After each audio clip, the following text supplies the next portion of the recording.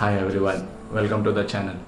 So my name is Anurag, and before starting the video I'll tell you what exactly this video is all about. So this video is regarding the if you're planning to buy a new camera or planning to upgrade yourself to a DSLR or any mirrorless camera, then this video is for you. But before starting, let's roll the intro.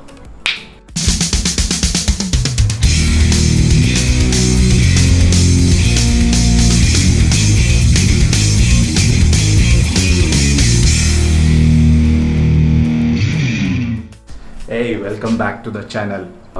I'm gonna talk about two cameras here. Number one is Nikon D5600, which was my previous camera and which I used for 2 years. That is really a good camera.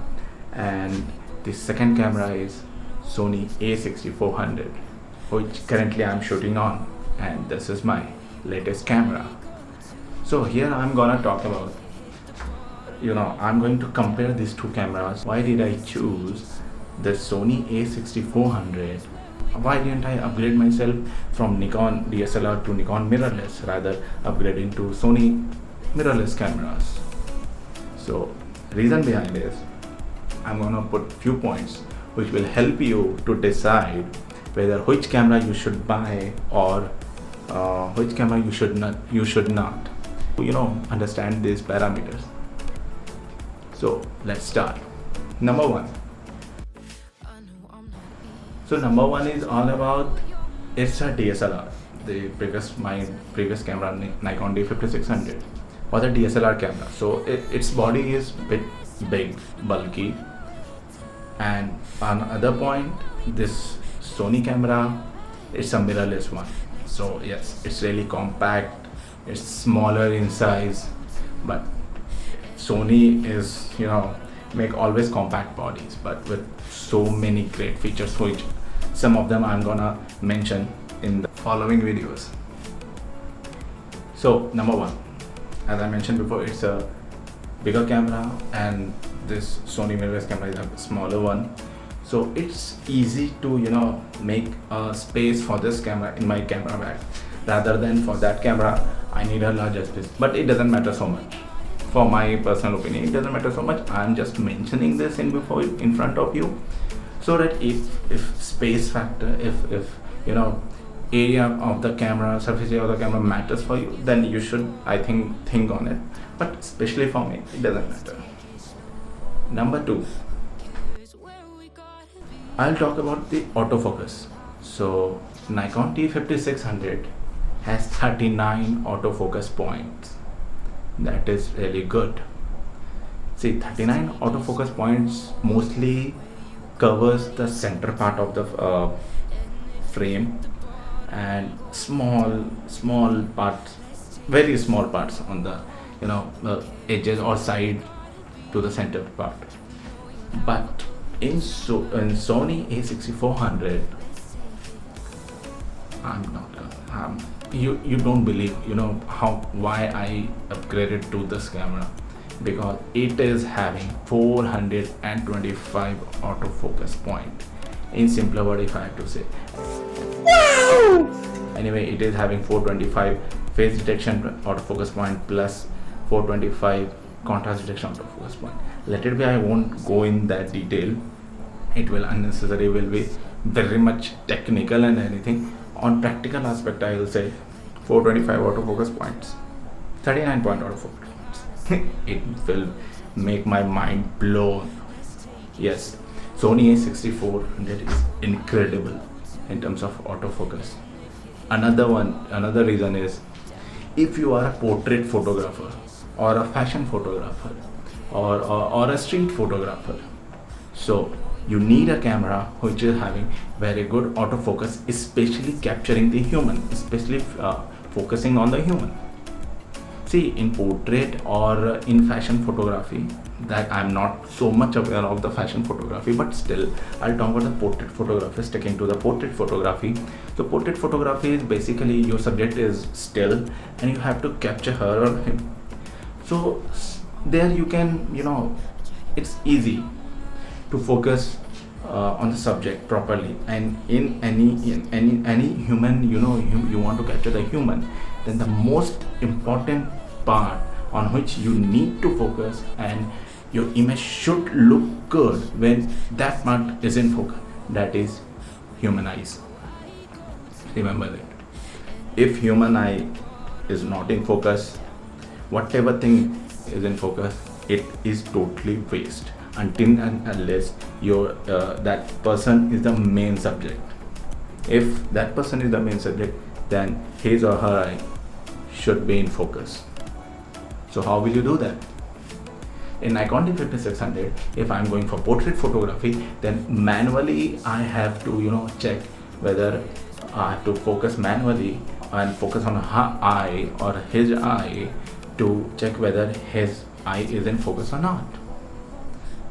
This is the biggest time taking task. Sometimes if suppose the subject will changing suppose the subject will change the position somehow a little bit also, then again you have to give effort or to focus on the subject's eye. Whereas in A6400 there is a feature given by the Sony, that is real-time eye autofocus. Exactly, that real-time eye autofocus. You just switch on that from the menu, that track or focus on the eye of the subject autofocus. Just switch to the eye autofocus. That camera, this Sony a6400, will automatically focus on the eye of the subject automatically, whether the subject is in motion, whether the subject is still, it doesn't matter. Never. Your only work is to just trigger the shutter button and just press it. As simple as that. Let the camera do their work. You need not to worry about the focus. And when you check the photo, you will find it that every time the eye of your subject is in focus. Isn't it incredible? Oh my god! Wow! Right now you can see that I am totally in focus, right? I'm moving here and there, back and forth, but still I'm in focus. This camera, actually I have switched on the autofocus, face autofocus, and this camera is focusing on my face. So if I'll move this side, that side, here and there, it will continue focus on me. Yes, that's a really good feature. Being a videographer, being a photographer, being a vlogger,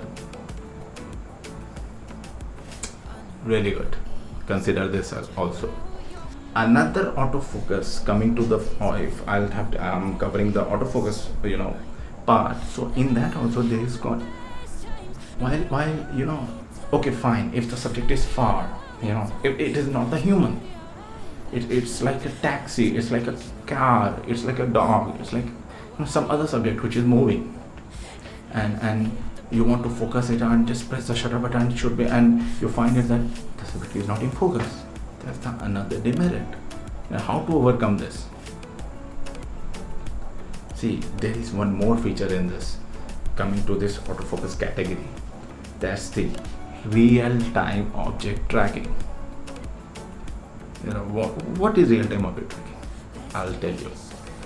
Real-time object tracking is once it's a touch tracking feature in this. Just you have to touch focus on the subject.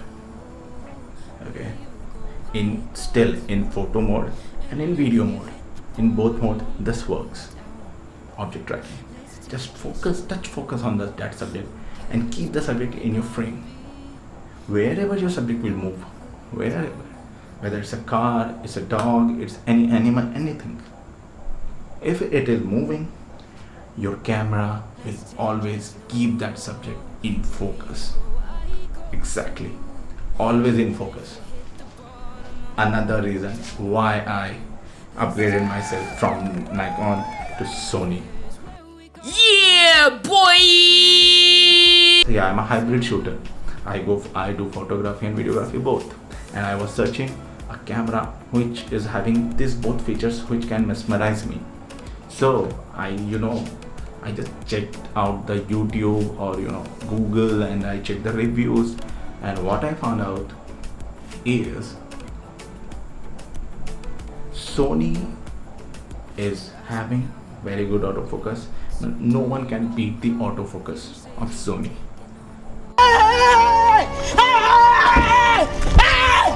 Why are you running? Why are you running? Sony is having very good feature, and among them, one more thing I'm gonna cover you here is this camera is having very good low light capability.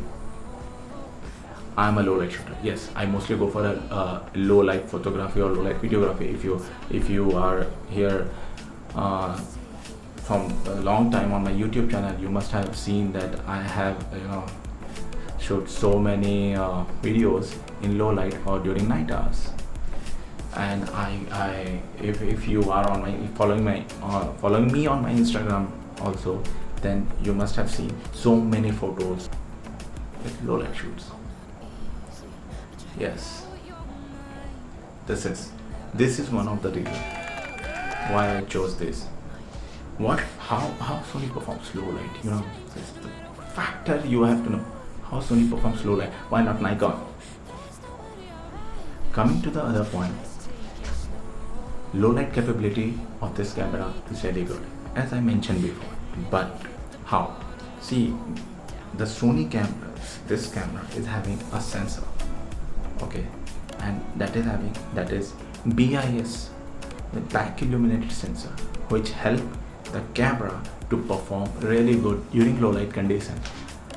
It means, if I means personally, what I have tested is I boost my ISO till 12,000. This camera performed really well. I saw very little noise, very little, you can say. It means that the image or the video is very much usable. If you go somewhere around 32,000 or 51,000, then you will find it noise. Obviously, with the increase in the ISO, noise level will increase. But when it comes to the Nikon D5600, when I boost the ISO, when I used to boost the ISO of that camera to around, I think 2000 or 4000 only, I saw so many noises. Oh my god.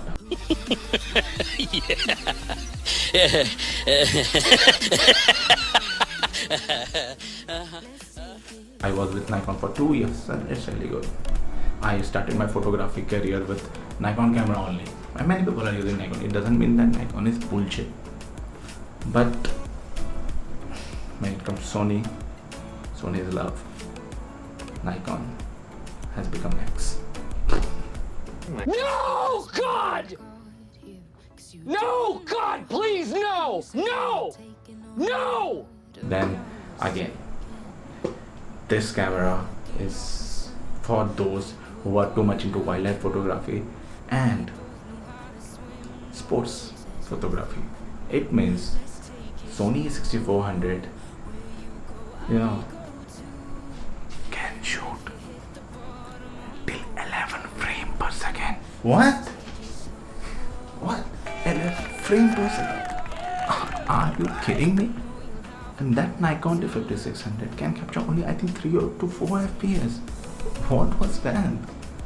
Again, I'm gonna tell you about something, those are the points which attracted me so much towards this camera.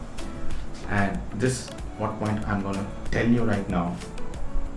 Yes, what I'm gonna tell you right now is I was mostly wanted to jump in the Sony and 4K video recording. 4K video recording. Can you believe it? This small thing is can record 4K videos. Sony a6400 records 4K 24 FPS, 30 FPS, 1080 24 FPS, 30 FPS, 60 FPS, and super slow motion 120 FPS. Oh my god! So 4K. 4K video recording, and that 4K video is so crisp and sharp, and how it is so much crisp and sharp is, reason is, it captures every footage in 6K, downsamples that video to 4K by compressing that video, and the video becomes so sharp, crisp. See, basically it's an APS-C camera. This is also crop sensor camera. It is nowhere full frame camera, but when it comes to video recording, either it's a full frame or this crop sensor, all are same. When it comes to photography, this camera and full frame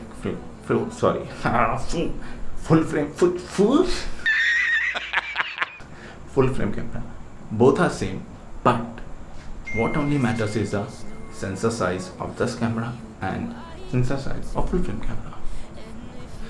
Why I chose this camera over switching from the Nikon a6400, these were some of the reasons, and I hope you also got some points where you can decide on that basis you can upgrade yourself to a new camera, or planning to buy a new camera, fresh camera, very first camera.